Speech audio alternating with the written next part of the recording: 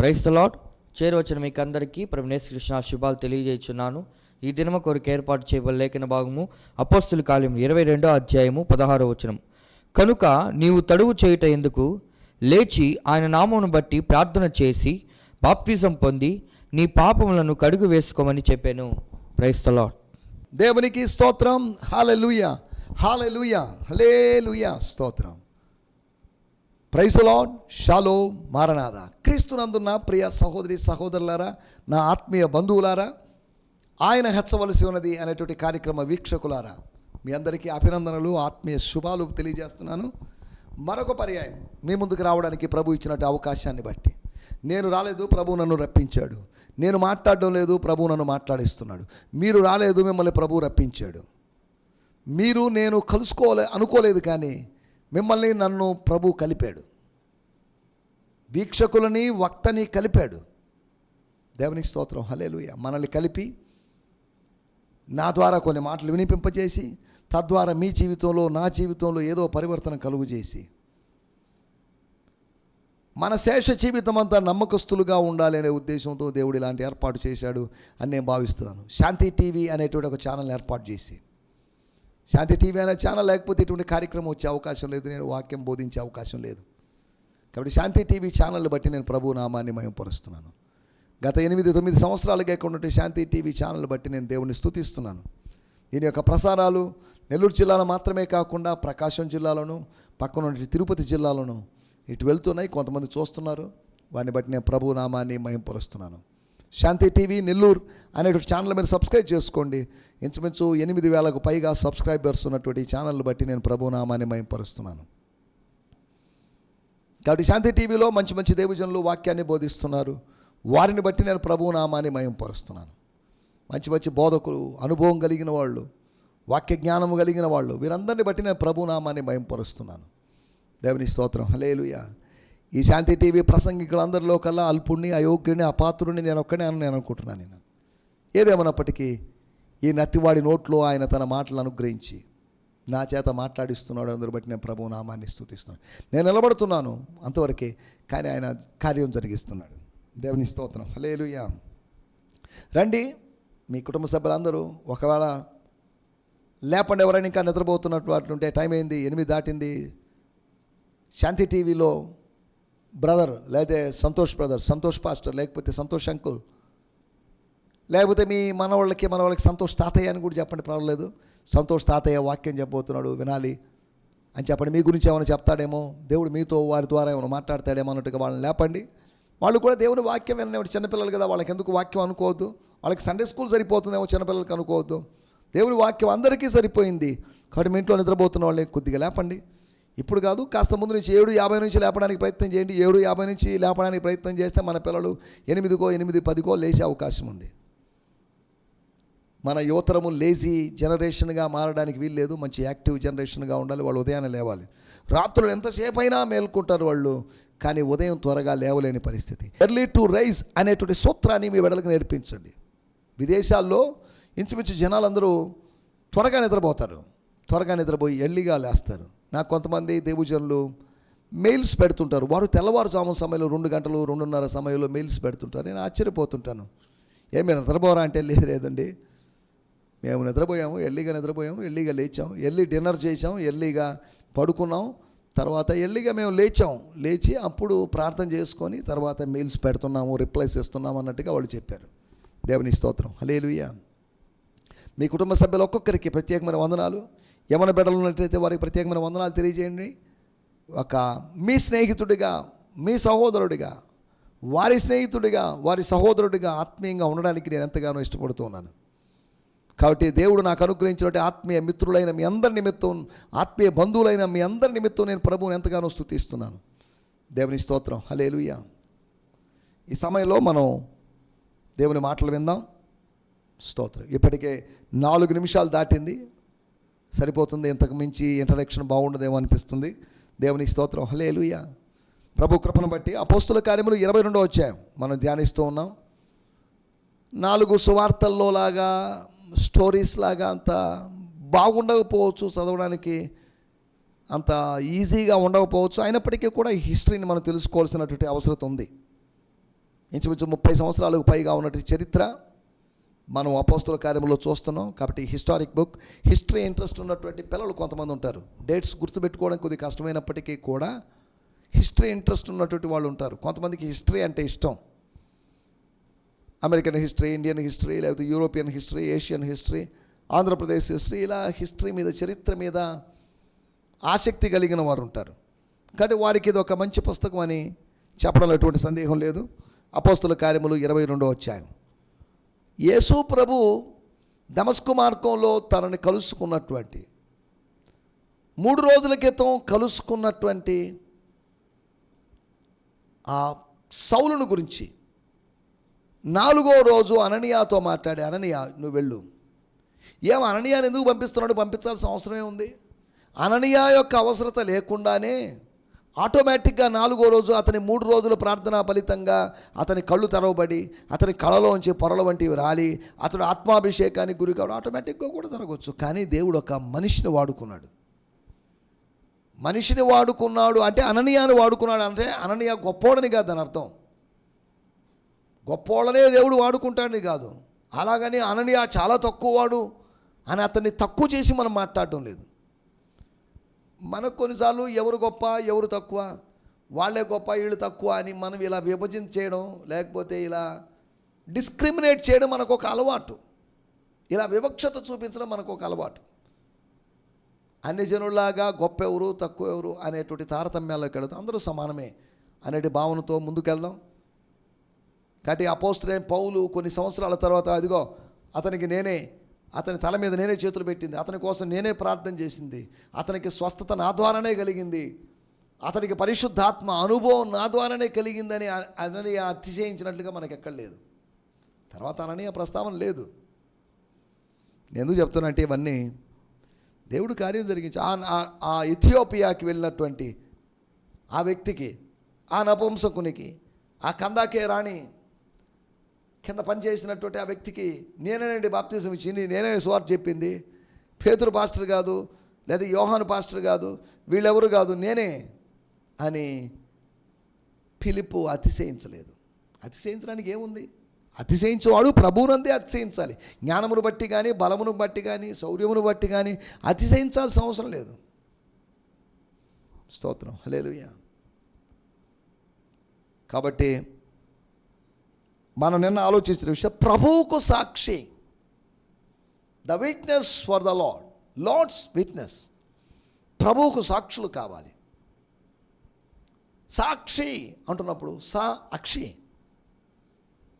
అనగా అక్షములను ఉపయోగించి, కన్నులను ఉపయోగించి, అనగా ప్రత్యక్ష సాక్షి అనగా చూసినవాడు, విన్నవాడు, ఒక ఇన్సిడెంట్ గురించి చెప్పగలిగిన వాడు, తనకున్నటువంటి అనుభవాన్ని బట్టి ఆ ఇన్సిడెంట్తో తనకున్న సంబంధం దృష్ట్యా చెప్పగలిగిన వాడు సాక్షి, విట్నెస్. అనగా విత్నెస్ అని కూడా అనుకోవచ్చు. విట్నెస్ అంటున్నప్పుడు విత్నెస్, ఆ సంఘటనతో ఉన్నవాడు. విత్ అంటే తో అని అర్థం. He was with that man, he was with her, he was with him అన్నట్టుగా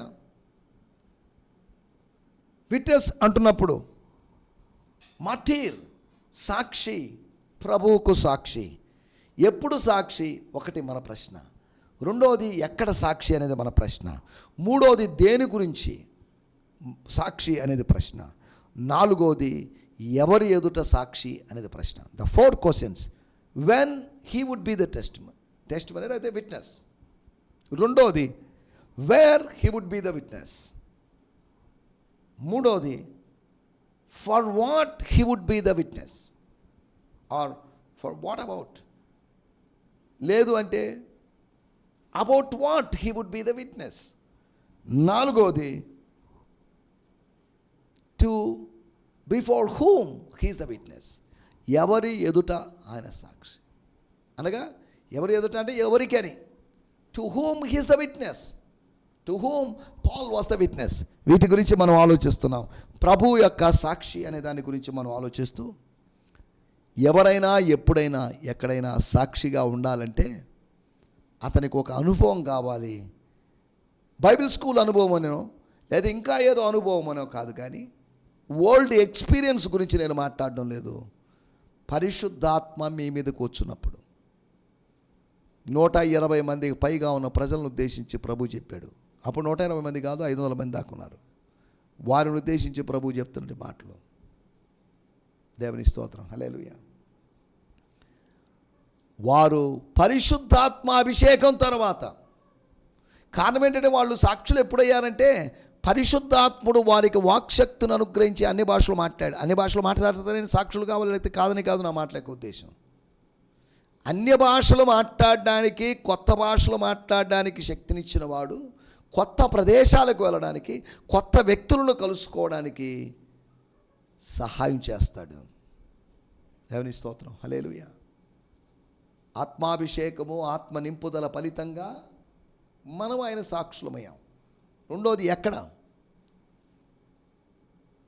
అంటే చెప్పబడిన మాట అంతటా, ఎవ్రీవేర్, ప్రపంచమంతటా. అనగా లోకల్గా ఉన్నటువంటి వాళ్ళు, అంటే యెరూషలేముకు పరిమితమైన వాళ్ళు, యెరూషలేమును తమ బోధతో నింపిన వారు. యెరూషలేమునే కాదు, యూదయను తమ బోధతో నింపాలి, సమరయను తమ బోధతో నింపాలి, సర్వలోకాన్ని తమ బోధతో నింపాలి. బోధతో నింపడం మాత్రమే కాదు. దేవుని స్తోత్రం. కొంతమందిని గురించి రాయబడినట్లుగా అపోస్తల కార్యముల్లో వారు భూమిని తలకిందులు చేసిన వారు. తెసలోనిక ప్రాంతం, ఆ ఏరియాని, ఆ మాసిడోనియా ఏరియాని తలకిందులు చేసినట్లుగా. తలకిందులు చేశారంటే భూమిని తలకిందులు చేసి భూకంపం కలుగు చేశారని కాదు, ఒక సెన్సేషన్ కలుగు చేశారని, కని విని ఎరుగొంటిని సంఘటనలు కలుగు చేశారనే ఉద్దేశంతో బోధతో నింపి భూమిని తలకిందులు చేసి పరిచర్యలో ఎలా వాడబడ్డారు మొదటి శతాబ్దపు సంఘం, మొదటి శతాబ్దపు సేవకులు అని దీన్ని బట్టి మనం అర్థం చేసుకోవాలి. దేని గురించి? కన్నవాటిని గురించి, విన్నవాటిని గురించి. స్తోత్రం, హల్లెలూయా. మనం చూస్తున్నాం, వింటున్నాం, మనము లివింగ్ విట్నెస్గా ఉన్నాం, బోధిస్తున్నాం మనం. దేవుని స్తోత్రం, హల్లెలూయా. నాలుగో విషయం, ఎవరి ఎదుట?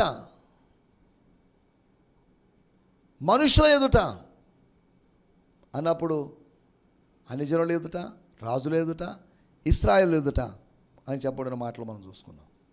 దేవుని స్తోత్రం.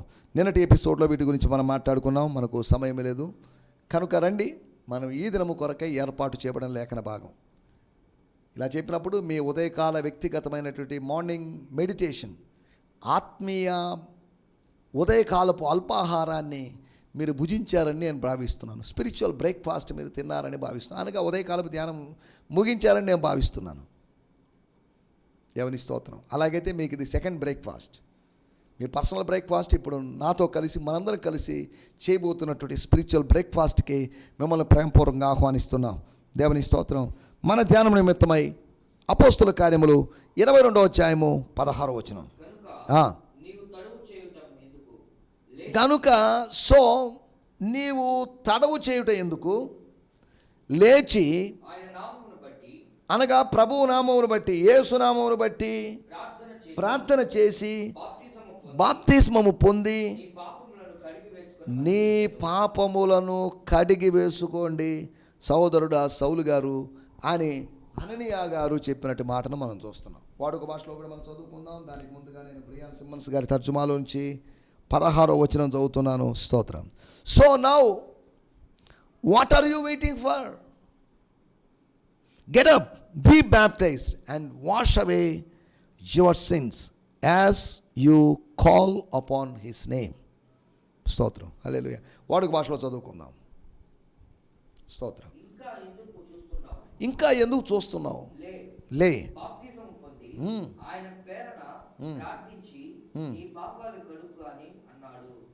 దేవుని స్తోత్రం. తడవు చేయుట ఎందుకు అంటే, వై యు ఆర్ డిలేయింగ్? ఎందుకు ఆలస్యం చేయడం? ఎందుకు జాప్యం చేయడం? దేనికి? ఎప్పటికే లేట్ అయిపోయింది. ఎందుకు ఆలోచిస్తున్నావు? Why you are waiting for? దేనికోసం ఎదురు చూస్తున్నావు? దేనికోసం ఎదురు చూడాల్సిన అవసరం లేదు. ఎవరి కోసం ఎదురు చూ నేను ఒక్కడిని ఎలా బాప్తీసం తీసుకుంటాను, నాకు ఒకళ్ళ తోడు కావాలని ఎదురు చూస్తున్నారా? కొంతమంది బాప్తీసం తీసుకుంటే ఒకరు తీసుకోరు, ఒక ఇద్దరు ముగ్గురు నలుగురు తోడు కావాలి. వాళ్ళకి ప్రతిదానికి తోడు కావాలి. సాతాను కూడా అటువంటి తత్వం కలిగినాడు. వాడు నేను నరకంలో ఎలా ఉండాలి యుగ యుగాలు, కాబట్టి నాకు తోడుగా కొంతమంది తీసుకుంటాను, మనబోటి వాళ్ళని శోధించి అక్కడ వాడితో పాటు యుగములు కాలడానికి, యాతన పడడానికి మనల్ని సిద్ధపరుస్తున్నాడు, మనల్ని ప్రేరేపిస్తున్నాడు.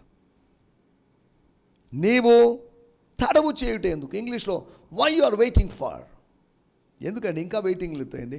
No more waiting Paul, this is the time to baptize. తడవు చేయొద్దు. ఆత్మ సంబంధమైన విషయాల్లో తడవు చేయొద్దు. భౌతికమైన విషయాల్లో తడవు చేయమే, తొందరపడి తీర్మానాలు తీసుకుంటామే, తొందరపడి వెళ్తామే, తొందరపడి ఒక మాట ఇస్తామే. ఆత్మ సంబంధమైన విషయాల్లో ఎందుకు ఆలస్యం? ఎందుకు వి వాంట్ సమ్ టైం అండి, మాకు ఇంకా సమయం కావాలి. భౌతికమైన వాటిని చేయడానికి మాకు సమయం కావాలని అడగరు. అప్పటికప్పుడే చేయాలని ఇన్స్టెంట్గా చేయాలని ప్రయత్నం చేస్తారు. కానీ ఆత్మ సంబంధమైన వచ్చరికి ఇప్పుడు కాదులేండి సార్, నెక్స్ట్ ఇయర్ తీసుకుంటాంలేండి, వచ్చే సంవత్సరం, అవతల సంవత్సరం తీసుకుంటాంలేండి అని ఆలస్యం చేస్తున్న వాళ్ళు ఉన్నారు. నీవు తడవు చేయకు. తడవు చేయడం మంచిది కాదు. మన టైటిల్ తడవు చేయకు. Don't wait for. యెహోవా కొరకు కనిపెట్టాలి కదండి, మనకి కనిపెట్టొద్దంటే యెహోవా కొరకు కనిపెట్టొద్దని అనలేదు. యెహోవా కార్యము చేయడానికి కనిపెట్టాల్సిన అవసరం లేదు. యెహోవా కార్యము చేయి. This is the time to do the work of the lord. అనగా దేవుని యొక్క సంకల్పాన్ని నెరవేర్చడానికి. లూకా సువార్త 7:30 ప్రకారం అనగా నీతి యావత్తు ఇలాగూ జరగవలసి ఉన్నదని యేసు ప్రభు యోహానుతో చెప్పినట్లుగా నీతి యావత్తు నెరవేర్చడానికి, దేవుని సంకల్పం నెరవేర్చడానికి this is the time. Tomorrow is the not the time. Day after tomorrow is not the time. Next month or next year is not the time. Next year ఉంటుందని గ్యారెంటీ ఏంటి? నెక్స్ట్ మంత్ ఉంటుందని guarantee ఏంటి? Next week ఉంటుందని guarantee ఏంటి? ఈరోజు మంది అంటే పూర్తిగా మందిని కాదు అని అర్థం. ఈ క్షణం మంది, తర్వాత క్షణం ఏమో మరి మనకు తెలియదు. నెక్స్ట్ ఇయర్ దాకా, నెక్స్ట్ వీక్ దాకా మనం వెళ్తున్నాం. హూ నోస్ రేపేమి జరుగునో మీకు తెలియదు. కాబట్టి అతిశయించొద్దు. ఒకగానొక పట్టణానికి పోయి అది చేస్తాం, ఇది చేస్తాం, వ్యాపారం చేస్తాం, లాభం సంపాదించుకుందాం, ఇన్వెస్ట్మెంట్ చేద్దాం, ఇంక్రీజ్లో వచ్చేద్దాం, ప్రాఫిట్ ఎక్కువ పొందుకుందాం, మనీ మల్టిప్లై చేసుకుందాం, డెవలప్ అయిపోదాం, ఇప్పుడున్నట్టుడే ఒక లెవెల్లోంచి మరొక లెవెల్లోకి వద్దాము అని అనుకుంటూ, ఆశిస్తూ, కలలు గంటూ, పగటి కలలు గంటూ గడుపుతున్నారేమో. ప్రభు చిత్తం తెలుసా మీకు? నా ప్రాణమా తినుము, తాగుము, సుఖించుము. సంవత్సరాలకి తరబడి కావలసినంత దాన్ని నేను పండించాను. నేను ఈ అగ్రికల్చర్ టెక్నిక్స్ నేను ఉపయోగించాను, ఇతరుల కన్నా అధికంగా సంపాదించుకున్నాను అని అనుకుంటున్నావేమో. పోనీలేండి, దేవుడు నన్ను బాగా బ్లెస్ చేశాడు, దీవించాడు అనుకుంటున్నావేమో. స్తోత్రం, హల్లెలూయా. కానీ ఒకటి గుర్తుపెట్టుకో, ఈ రాత్రికి దేవుడిని ప్రాణం అడుగుతున్నారు. కొందరు అతని ప్రాణాన్ని అడుగుతున్నారు ఈ రాత్రికి అంటే ఒకవేళ అతను ఉదయం మధ్యాహ్నం చెప్పుకున్నా అనగా వితిన్ 24 hours 24 గంటల్లోపు, రేపు రాత్రికి అని కాదు, మళ్ళా రేపు ఇదే సమయానికి అని కూడా కాదు, ఈ రాత్రికి కొన్ని గంటల సమయంలోనే. స్తోత్రం, హల్లెలూయా. ఉదయాన్నే ఆలోచిస్తున్నాడు లేదు మరి తెలియదు, మధ్యాహ్నం పనులు పట్ల, సాయంత్రం కొద్దిగా టీ టైంలో అలా కూర్చొని ఆలోచిస్తున్నప్పుడు, ఈ రాత్రికి కొన్ని గంటల సమయంలోనే నువ్వేమైపోతావో నీకు తెలియదు. నీ ఆస్తి ఎవరికి చెందుతుందో నీకు తెలియదు. సంపాదించావు, అదంతా బ్యాంకులో ఉండిపోవచ్చు. దాన్ని వీళ్ళు సంబంధం లేని వాళ్ళందరూ పొందుకునే అవకాశం ఉంది. స్తోత్రం, హల్లెలూయా. మన ఇక్కడ ఆలోచిస్తున్న విషయాల్లోకి వచ్చేదా, తడవు చేయకు అనగా బ్యాప్టిజం తీసుకోవడానికి, వాటర్ బ్యాప్టిజం తీసుకోవడానికి, హోలీ స్పిరిట్ బ్యాప్టిజం తీసుకోవడానికి, నీటి బాప్తిజం తీసుకోవడానికి మనం ఆలస్యం చేయం. కానీ పరిశుద్ధాత్మ బాప్తిజం కొరకు ఆలస్యం చేస్తాం. ఎప్పుడైనా ఉపవాసం ఉండి ప్రార్థన చేస్తాంలేండి, అప్పుడు ఇస్తాడులేండి దేవుడు, అప్పుడు కుమ్మరిస్తాడులేండి ఆత్మను, దాన్ని డిలే చేస్తాం. నీటి బాప్తిజం ఎంత అవసరమో పరిశుద్ధాత్మ బాప్తిజం కూడా అంతే అవసరం. మీరు కొద్ది దినముల్లోగా తండ్రి చేసిన వాగ్దానం పరిశుద్ధాత్మలోనికి బాప్తిజం పొందుతారు. నేనైతే మీకు నెలలో బాప్తిజం ఇస్తున్నాను, కానీ నా వెనకాల వచ్చేవాడు శక్తిమంతుడైన వాడు, యజమానుడి కన్నా గొప్ప అయిన వాడు, నేను ఆయన దాసుడిగా ఉండడానికి కూడా పనికిరాని వాడిని. నాకు కొంతమంది శిష్యులు ఉంటే ఉండొచ్చు, నేను కొద్దిగా ఒక పాఠశాల స్కూల్ ఆఫ్ ప్రాఫిట్స్ లేకపోతే ఏదో నడిపిస్తూ కానీ నాకన్నా ఎంతో శక్తిమంతుడైన వాడు. స్తోత్రం. నా కెపాసిటీ, నా limitation, I'm just giving baptism in the water, I'm dipping the people, immersing the people in to the water, but he will come, he would immerse in to the holy spirit. పరిశుద్ధాత్మ దేవునిలో ముంచగలడు. He will dip into the comforter. He will dip into the parakletos. He will dip into the true spirit, the spirit of truth. సర్వసత్యంలో నడిపించేట ఆత్మలోనికి బాప్తిసం ఇస్తాడు. దేవుని స్తోత్రం. హల్లెలూయా. మనం ఆలోచిస్తున్నట్టు విషయం. స్తోత్రం. హల్లెలూయా. ఒకటి, తడవు చేయొద్దు. అపోస్తుల కార్యములో ఒక 7 ఉదాహరణలు మీకు త్వరగా జ్ఞాపకం చేస్తాను. తడవు చేయకుండా జరిగినటువంటి ఇన్స్టంట్ బ్యాప్టిజాలు. పౌలు యొక్క బ్యాప్టిజానికి ముందు జరిగినటువంటి 3 బ్యాప్టిజాలు, తర్వాత జరిగినటువంటి 4 బాప్తిజాలు, మొత్తం 7 బాప్తిజాల యొక్క ఉదాహరణ మీకు త్వరగా మీకు జ్ఞాపకం చేస్తాను. ఇన్స్టెంట్ బ్యాప్తిజాలు, నాట్ ఇన్ఫాంట్ బ్యాప్తిజాలు. ఇన్ఫాంట్స్ అంటే చిన్న పిల్లలకి ఇచ్చే బాప్తిజం కాదు, ఇన్స్టెంట్గా తీసుకున్న బాప్తిజాన్ని గురించి మనం మాట్లాడుకుందాం. అపోస్తల కార్యములు 2వ అధ్యాయము 41వ వచనంలో మనం గమనించినట్లయితే, పేతురు చెప్పినటువంటి వాక్యాన్ని అంగీకరించిన వాడు, పేతురు చెప్పిన ప్రభు వాక్యాన్ని అంగీకరించిన వారు, సువార్త వాక్యమును అంగీకరించిన వారు, ఎస్ 3,000 మంది బాప్తిజం పొందారు. దేవుని స్తోత్రం. హల్లెలూయా. ఏ రోజు సువార్త విన్నారో, రక్షణ సువార్త విన్నారో, ఏ రోజు రక్షింపబడ్డారో, ఏ రోజు ప్రభు కోసం ఏదో చేద్దాం అనుకున్నారు, అదే రోజు వాళ్ళు బాప్తిజం తీసుకున్నారు. స్తోత్రం. హల్లెలూయా. వాళ్ళు ఆలస్యం చేయలేదు. నెక్స్ట్ మంత్లో ఏంటి, క్రిస్మస్కి, లేదా డిసెంబర్ 31, లేదా జనవరి 1కి, లేదా ఈస్టర్కి అనుకోలేదు. రెండవ విషయం, రెండవ ఉదాహరణ మీకు జ్ఞాపకం చేస్తాను. అపోస్తుల కార్యములు 8వ అధ్యాయము 12వ వచనం.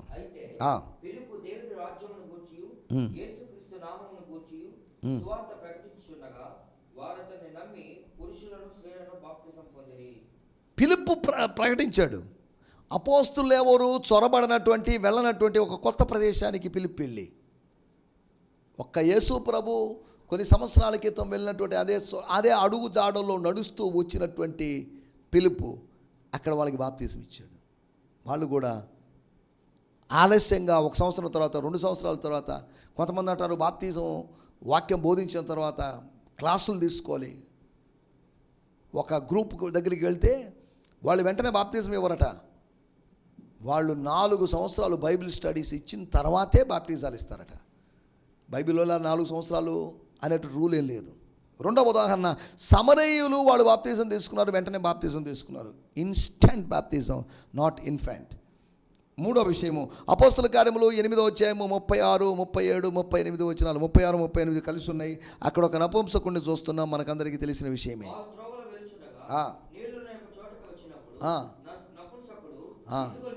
నీళ్లు చల్లే పని అయితే నీళ్లు ఫుల్గా అవసరం లేదు. నీళ్లు ఉన్న చోటకి వచ్చినప్పుడు, అంటే నీళ్లు ఉన్నట్టుగా కనబడిన చోటికి వచ్చినప్పుడు, ఒక ఎండమావి దగ్గరికి వచ్చినప్పుడు అని కాదు, ఒక మిరేజ్ దగ్గరికి వచ్చినట్టు అని కాదు, ఒక ఒయాసిస్ దగ్గరికి వచ్చినప్పుడు, ఒక నీటి ఊట దగ్గరికి వచ్చినప్పుడు, స్టాప్ దేర్ బాబు, రథమాపనైనా stop the chariot, let me be baptized, why don't you give baptism అని అడిగిన సందర్భాన్ని మనం చూస్తున్నాం. 4వ విషయాన్ని నేను మీకు జ్ఞాపకం చేస్తాను. అపోస్తల కార్యములు 10వ అధ్యాయము 48వ వచనం. కొర్నేలి ఇంటి వారందరూ ఆ దినమందే బాప్తిజం తీసుకున్నారు. ఏ దినమందు? ఎప్పుడైతే ఏ దినమైతే వారు పరిశుద్ధాత్మ అభిషేకాన్ని అపోస్తుల కార్యములు 2వ అధ్యాయంలో అపోస్తులు ఎలా పొందారో అలా పొందారు. అదే రోజు వాళ్ళు బాప్తిజం తీసుకున్నారు. Instant baptism. ఒకటి 3,000 మంది, రెండవది సమరయులు, మూడవది నపుంసకుడు, 4 కొర్నేలి ఇంటివారు, 3 కుటుంబాలు మనకు ఇలాగా కుటుంబ సభ్యులు మొత్తం బాప్టిజం తీసుకున్నట్లుగా మనం చూస్తున్నాం. 3 కుటుంబాల్లో మొదటిది కొర్నేలి కుటుంబం, రెండోది లూదియా కుటుంబం, మూడోది జైలు అధికారి యొక్క కుటుంబం. ఈ కుటుంబాల వాళ్ళు, ఈ 3 ఫ్యామిలీస్, ఆల్ ఫ్యామిలీస్.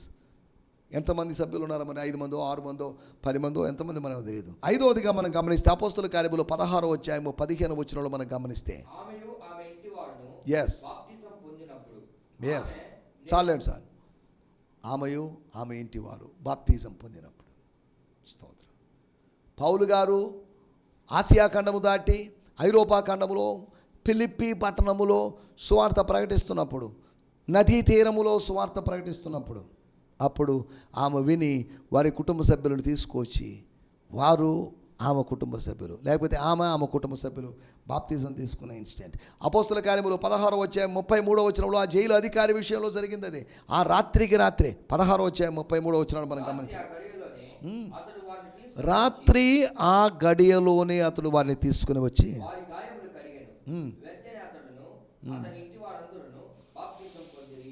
మరుసటి రోజని కాదు, మరుసటి రోజు వాళ్ళు డిశ్చార్జ్ అయిపోయి లేకపోతే రిలీజ్ అయ్యి వెళ్ళిపోవాలి పౌలు సెల్లు. అందుకనే అతను చేసిన పని రాత్రికి రాత్రే ఆ గడియలోనే ఇంట్లో బాప్తిజం తీసుకున్నారు, ఇంటి దగ్గర బాప్తిజం, ఇంటి వారందరూ బాప్తిజం తీసుకున్నారు. చూడండి, చివరి విషయం 7వ విషయం నేను మీకు జ్ఞాపకం చేస్తాను.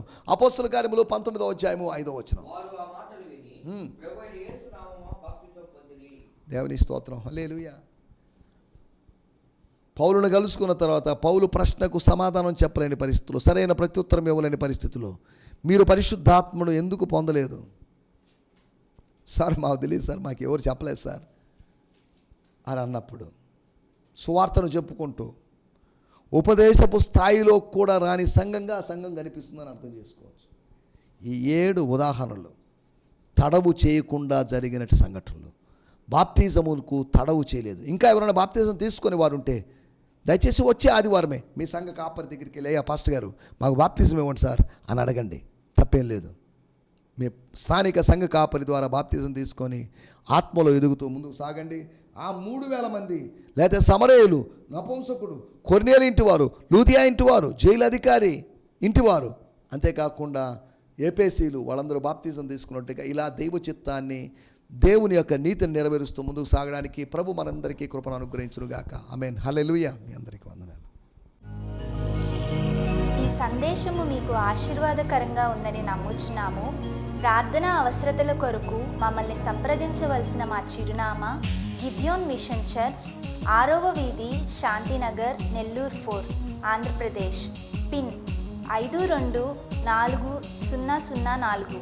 మా ఫోన్ నంబర్లు 7036443613 మరి ఒక నంబర్ 9392293010. మా ఈమెయిల్ ఐడి gfihmi2015@gmail.com. దేవుడు మిమ్మును ఆశీర్వదించునుగాక. ఆమేన్.